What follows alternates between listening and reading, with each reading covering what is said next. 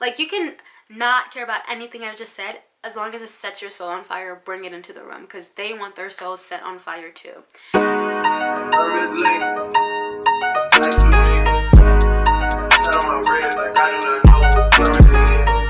Hey team, welcome back to Life of an Actress. My name is Tena Silla and this channel is all about my life as an actress. Currently, I am a second-year MFA actor in Columbia University's MFA acting program, and so many of my videos are about graduate acting in this moment in my life. Like this one. This video has been in the works for a while. I just had no idea how to present all the information I've gotten from my 3 years of auditioning for graduate schools. But then it came to me like 5 days ago and I was like, yeah, it's time to make this video. So I'm so excited to introduce to y'all my hopefully ultimate guide to choosing the most perfect monologues for grad school auditions. This video will be broken down into 3 parts. The first part is, where do you find audition monologues? Second part is, how do you choose the most perfect monologue for you? And the third part will be all about what order should you put these monologues in when you're presenting them at auditions. Now, there isn't a perfect way to do this. Yes, there is no perfect way to present your monologues, but I might have a little bit of a formula that could work for you. That all said, every tip I give to you guys in this video, feel free to take it all, put it in a nice little gift bag, and throw it in the trash. When choosing monologues for graduate school auditions, just if you hear nothing else, just pay attention to what sets your soul on fire and what you enjoy and what you will have fun presenting to these people at these school auditions. This guide is basically what I've learned and what has worked for me, and I'm sharing it with you. Again, this is what has worked for me. I am one of trillions of people on this planet, so please take what you will and leave what you don't want, and feel free to reach out to me if you need any help choosing monologues. I will be more than happy to help. My email is below, so just hit me up. Let's get right into it. First on the list, Scribd.com. I love Scribd. I paid that monthly fee of $8.99. Scribd is basically Amazon books, but without the payment of every single book you want to read. It's a monthly subscription, and you have access to every book ever written. You have access to documents, sheet music, podcasts, magazines, and plays. I will link my playlist of all the plays I have on Scribd. I'll have it below for you guys to check it out and for you guys to also read through and find monologues that you might love. But this is how I used Scribd when I was looking for monologues for graduate school auditions. You basically just go in the search bar in Scribd.com, you type in monologues or something more specific to you. If you're an Asian male, you can write like Asian monologues, you can write male Asian monologues. For me, I wrote black female monologues, and I wrote female monologues, and then I did black monologues. What Scribd is best for when it comes to finding monologues for auditions is that you have access to a bunch of books that are like, you know those books that are just monologue books? They have so many of those. My favorite ones are basically the Kilroys, and I'll link both of those below. They have one that's like contemporary pieces for women monologues, and I thought that one was really good when I was looking. This is why I am giving Scribd to you guys. I think it's just a great place to go find a bunch of those monologue books, read through them without having to buy a bunch of plays, or without having to actually buy those, because those are also expensive. Like I said, you get a 1 month free trial, so you basically don't have to pay for this at all if you don't want to. But yeah, so the best thing to do is to search whatever type of monologue you're looking for. It could just be comedic, classical, like you can search any type of monologue you want. And once you find that, mostly in the books you will get the books that are like the books that have a bunch of monologues in it, and then you'll also get documents in the search, and documents might just be singular monologues. But what you are looking for is monologues that have plays attached to them. Do not choose monologues that are standalones. That is a complete no-no, just because you don't really have a lot of information to play with or to create a character, because it's not from a play. It's just a standalone monologue. So yeah, Scribd is perfect for just like an encyclopedia of monologues. Yeah, my second place to look for monologues is newplayexchange.org. This is an amazing site, and it's basically a bunch of plays. I think their tagline is plays written by writers that are still alive or something funny like that. But yeah, it is what it is. It's a new play exchange. It's nothing but new plays written by contemporary playwrights. And I love new play exchange for finding monologues because you can get even more specific with the type of piece you want to do. You can search, like, I'm pretty sure their database allows you to break plays down into like the kind of cast you're looking for, like the amount of people, the ethnicity of the play, like the characters in the play, what is the focus. So is it like political, is it same-sex marriage, is it abuse, is it coming of age, just like any kind of situation you want to bring into the room, you can actually search it down to that in new play exchange. And again, because these aren't specifically monologues, they give you plays, you do have to go through and read the plays to see if they have monologues.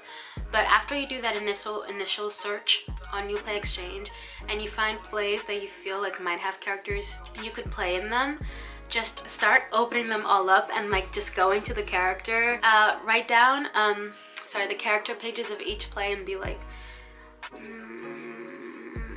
nope, not gonna work for me, and just like a quick scan. If you don't find someone that looks like you or someone who you could play, just throw it out. But new play exchange is a really cool place, and also it can impress the people that you have to see in the rooms because they're like, oh, where did you get this play from? Like, oh, I've never heard of it. Oh, new play exchange, oh my god. That's how I found my comedic piece my first year of auditions. So number 3 and 4 are kind of like duh and duh. So hopefully number 3, you are in an acting class. If you are in an acting class, pay attention to the pieces that you get in scene work, and hopefully you also get monologues. And also pay attention to what your classmates get. If you see any that like you love, steal it. Yes. And then number 4, friends. Ask your friends, your acting friends. Be like, the way I got my comedic piece for my last round of auditions was I asked my like all my black female friends, female actors, like, hey, do you have any monologues that could work for me? And they sent me a whole bunch, and Blacks hadn't been published yet, so my friend had it because she was in an acting program, and she just sent it to me, and that's how I found my comedic contemporary piece, and it was Blacks by Azizia Barnes. But yeah, ask your friends. Number 5 and 6 are both specific for classical monologues. Number 5, YouTube.com. YouTube is great if you are looking for classical monologues, specifically this. The best YouTube channel to go to find classical monologues is the English Speaking Union YouTube page. I think that YouTube is the best place to find monologues for your classical pieces if you are not well versed in Shakespeare, if you don't even know where to start when it comes to Shakespeare. If you are coming from that place, it's best that you see the work first, because that's how I felt. I had no idea about Shakespeare, so for me it was important that I see what the work looks like, what the work sounds like, and all that stuff. And English Speaking Union holds this yearly competition where these kids come and they do, like really talented kids, they come and they do Shakespeare pieces. They do 3. They do 1 sonnet, a verse, and then they do a cold read of another verse. So again, you can literally just, I highly recommend watching each and every performance, and there will be people who really bring a piece to life, and like you'll be like, oh my god, I love this piece. Like, this is how I found my Edmund piece. I love my Edmund piece, and I love that piece, and I think it's just the best monologue ever. I saw Ari Dalbert, who actually won the competition 2 years in a row, and he performed it, and I was like, oh, this is so good, this is so good, this is so good. But yeah, check out the English Speaking Union on YouTube to find ideas for classical pieces. The other place you can go to find classical piece is, I feel like everybody already knows about this site, but number 6, is this 6? Oh my god, I like don't know what number I'm on. I think it's 6, yes. So this is the 6th place you can go to find monologues for grad school auditions, specifically for classical pieces, and that is shakespeare-monologue.org. This site is quite amazing. It breaks down pieces, like as soon as you put in the URL I just said, the first thing you see is the women, the men, and so you click on whatever you whichever one you want, And once you get to the next page, it breaks down all the verses from all the Shakespeare plays into comedies, histories, and tragedies. So if you're looking for a comedic piece, you just go to your comedic, you hit like Midsummer's Night Dream or Much Ado About Nothing, and it literally just shows you all the verses from that play. Verses / monologue, so basically all the monologues from those plays. And this is just a great just thing for finding classical monologues for grad school auditions. Moving on, number 7, this is the very last one. And you know, just keeping it old school. Read plays by playwrights that look like you. You will hear me say this so many times. It is important to bring your body into your space, whatever like that is for you. I think when it comes to monologues, it's really important that you bring some part of yourself to every single thing. I mean, as an actor, that's just important with every single one of your work. And there's no better way to do that than to find people who look like you, who write stories that you can understand, you know what I mean? Read all the plays by playwrights that look like you. If you're a black woman, the black women are just phenomenal playwrights, okay? Like, go get you some Tori Hall, some Kristen Greenidge, some Lynn Nottage, some Dominic Morrisseau. Like, if you're an Asian man, look for Asian playwrights, you know what I mean? Like, really work hard to bring your body into this space. I think it's important. It's gonna be healthy for you. Look for playwrights that look like you and bring their work into the room. In exchange, you bring yourself into the room. Okay, now that you have chosen your inventory of monologues by reading monologue books on Scribe, finding new plays on New Play Exchange, asking your acting teacher, your coach, friends, family, watching YouTube videos, going on ShakespeareMonologues.org, find plays by playwrights that you love. Now you have this inventory of amazing monologues and you're like, oh, well now how do I choose the most perfect monologue? I got this. I'm gonna break it down for you with contemporary and classical. Here's what you need to take note of when you're choosing the most perfect contemporary piece for your auditions. One is, what part of yourself do you want to highlight? Do you want to highlight the fact that you are a very spiritual person? Do you want to highlight your humor, your sense of humor? Do you want to highlight that currently in your life you are madly in love, like in your life as a human, not as a character? Do you want to highlight your academic skills, your, like, what do you want these professors, these teachers, these people on the other side of the room, of the table, to know about you through a monologue? For me, I wanted to show off my humor skills because I do drama. Like, I had a lot of drama pieces, but I'm a really funny person, and that's why I did Blacks by Zizia Barnes. I think that the humor in the piece that I ended up doing from that play was just right up my alley, and it was a part of myself that, like, I don't know, I really love, like, raunchy, outrageous humor. And the second thing you want to take note of is this a part that you can play right now? This is very specific for contemporary pieces. Do not do any monologues with characters that you cannot play right now, that you cannot get cast in right now. I don't think it's gonna work in your favor, and yeah, no. Number 3, pick an active piece. No memories, no speeches, do not tell a story. Throw all of that out when you do classical. Do something active in your monologue. Choose a monologue that is like where you're trying to get something from the person you are speaking to. My monologue for Hurt Village is between Crank and Buggy, and she's literally trying to get him to stay, to be a good father to her daughter. And the things that she's doing with the words that she's saying is what is active. You know, she's shaming him. She's telling him like what her daughter didn't have. She's actively trying to get something from him. She's not standing here telling him the story of her life, which is, yes, another tactic, but it just doesn't read well in audition rooms. So do not pick any monologue that is static, that is standstill, that is a speech, that is a memory. I cannot say speech today. That is a speech, that is a memory, that is a story. Like, just don't. Number 4, no TV monologues, no movie monologues, no. Number 5, stay away from really, really dark pieces that could trigger someone on the other side of the table. You do not know them. You do not know what their history is with violence, with rape, with death. So really try to stay away from really heavy pieces like that. Just because, I mean, again, all of the tips I'm giving you, please feel free to throw them out the window, especially if you have your like soul just set on a piece that you know you can deliver with just amazing affection and love. But yeah, please stay away from really dark, heavy pieces. They're not gonna help you, I promise. 6, pick something that, you know, has you do a little physical choice, you know, like putting a hat on or putting on a shirt or having to move around a table or pick up a chair. Just do something that has something that gets you a little physical.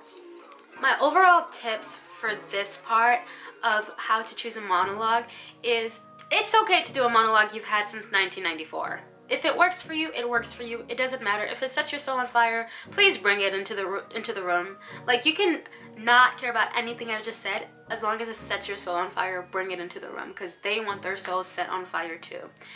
Whatever piece you choose, love them all to death. I'm telling you, the secret to getting into graduate acting school is having 4 monologues that you love to death and bringing 4 monologues that you love to death into the rooms. I promise you.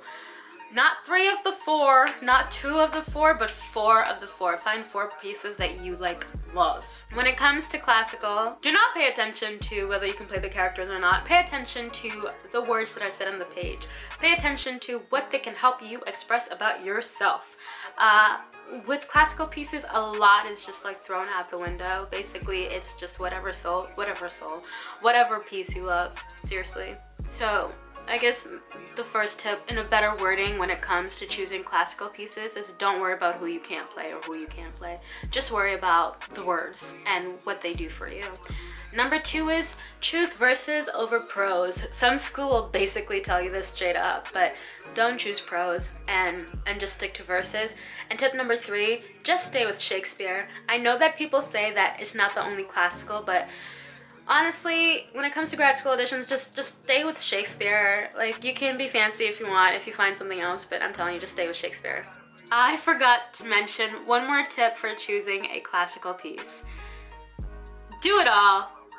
I know people say like Hamlet's overdone, Juliet's overdone, what else is overdone? Helena from Midsummer Night's Dream is overdone. Listen to me.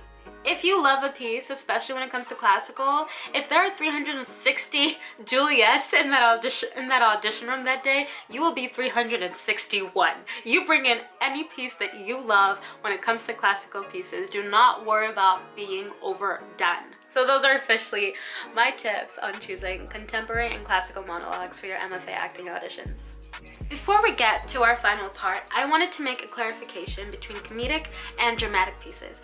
When you apply to these schools, they will tell you specifically to choose contrasting pieces. They don't use the words comedic and dramatic, but a lot of people just end up thinking like 2 dramatic pieces, 2 comedic pieces. There's the other way to think about it is that you need 4 different states, 4 different emotional and mental states. Not comedic, not dramatic, but 4 different mental, emotional states. With that said, part 3 is what order should you put your pieces in when you are auditioning for grad schools. Knowing that it's not comedic and dramatic, but instead 4 different states of mind, there should be just a straightforward comedic Shakespeare in there somewhere. Just like straightforward, just like it's a funny piece, and hopefully it's something that you love. And I think it's easier to find a comedic Shakespeare than it is to find a comedic contemporary. So it shouldn't be hard to just have a straight up comedic piece in there somewhere for Shakespeare. With that said, my formula is this. Lead with your comedic Shakespeare, end with the piece that sets your soul on fire, and that if you wake up 10 years from now at 2 a.m. in the morning, you will be able to recite it. That piece is gonna go last. In between is whatever the opposite of your comedic Shakespeare is and your last set your soul on fire pieces. Let me give you an example.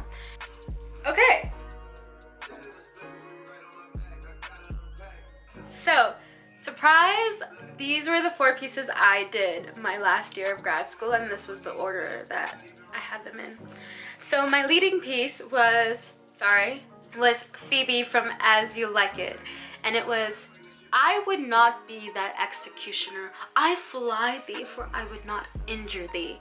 And that's just like such a great piece. But that was my leading piece. It was funny, it was cute, and it was just such a Shakespeare female piece. I followed that up with Blacks from Aziza Barnes. Now, you would, on page, these 2 pieces would be comedic, but they're both 2 very different state of minds.